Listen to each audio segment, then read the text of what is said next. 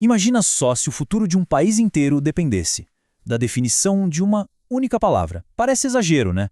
Mas hoje a gente vai mergulhar fundo no coração das universidades federais do Brasil para entender se é exatamente isso que está acontecendo. Pois é uma pergunta que dá o que pensar. E no caso do Brasil, a resposta parece estar escondida ali, bem à vista, nos documentos oficiais das suas universidades federais. E a palavra-chave aqui é inovação. Um estudo recente resolveu bancar o detetive, sabe?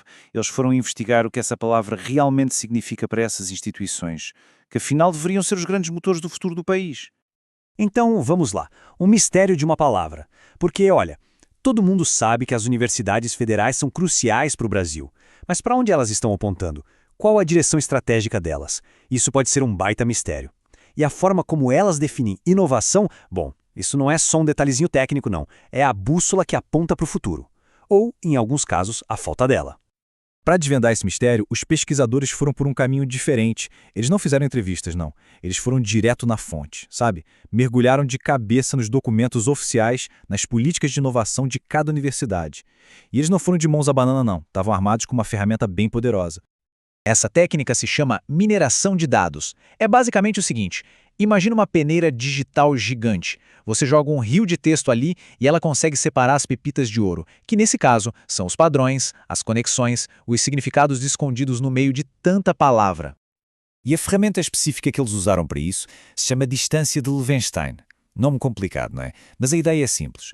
É tipo um corretor ortográfico super poderoso que compara dois textos e diz o quão parecidos eles são. Ele mede, letra por letra, quantas mudanças seriam necessárias para um texto virar o outro. Bem inteligente. Tá, e o que essa investigação toda encontrou? Bom, aqui a coisa começa a ficar interessante. Os resultados contam uma história bem complexa e, em alguns momentos, até um pouco chocante. Vamos olhar a linha do tempo. De 2006 a 2015, quase uma década, um silêncio quase total. Só 7 políticas de inovação publicadas. Daí, em 2016, vem uma nova lei e diz: agora é obrigatório. E o que acontece? Uma explosão.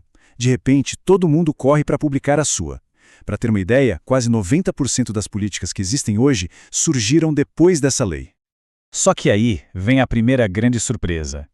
Mesmo com a lei obrigando, quase 1/4 das universidades criou uma política de inovação sem definir o que é inovação. É isso mesmo.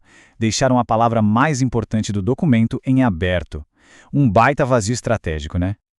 Ok, mas e as que definiram? Bom, aí a gente começa a ver um padrão. Aparece uma nuvem de palavras muito parecida entre elas. Novo, processo, produto, serviço. Essas palavras formam um núcleo comum. A maioria parece concordar que inovar é sobre criar ou melhorar alguma coisa que tenha um impacto, seja ele produtivo ou social. E agora, a gente chega no ponto alto da investigação. Lembra daquela ferramenta que mede a semelhança dos textos? Então, a descoberta foi impressionante. Um número gigantesco de universidades não se deu ao trabalho de criar uma definição própria. Elas simplesmente copiaram o texto da lei de 2016. 9 delas fizeram um copia e cola idêntico, palavra por palavra. E outras 9 fizeram mudanças mínimas, tipo trocar uma vírgula de lugar.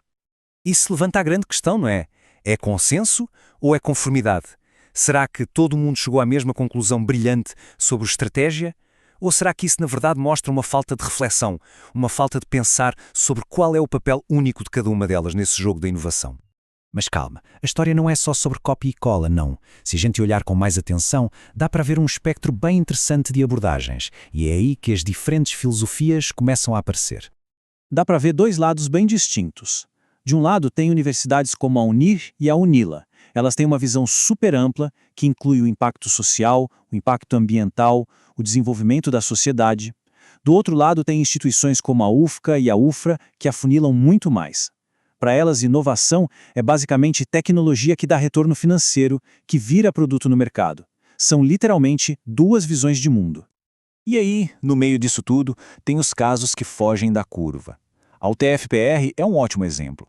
Ela se destaca porque a definição deles não foca no resultado final, no produto, foca no processo, no risco, na incerteza. É uma filosofia bem diferente que valoriza a jornada da descoberta e não só o ponto de chegada. Essa tabela aqui ajuda a organizar as ideias. Ela mostra os grupinhos que se formaram. Tem os que seguiram a lei à risca, os que foram mais restritivos, os que ampliaram o conceito e tem até um grupo que, pasmem, ainda está usando a lei antiga, de 2004. E claro, tem aquele grupo pequeno, mas super importante, que conectou a inovação com a sua missão principal, o ensino e a pesquisa. Ok, mas no fim das contas, por que isso tudo importa tanto? Porque, como a gente falou lá no começo, uma definição não é só um monte de palavras num papel. Ela tem o poder de moldar a realidade. Pensa bem, uma definição clara funciona como uma bússola. Ela guia a estratégia, sabe? Ajuda a decidir onde colocar o dinheiro, o tempo, o esforço das pessoas e, claro, comunica para todo o mundo, parceiros, sociedade, o que aquela universidade representa.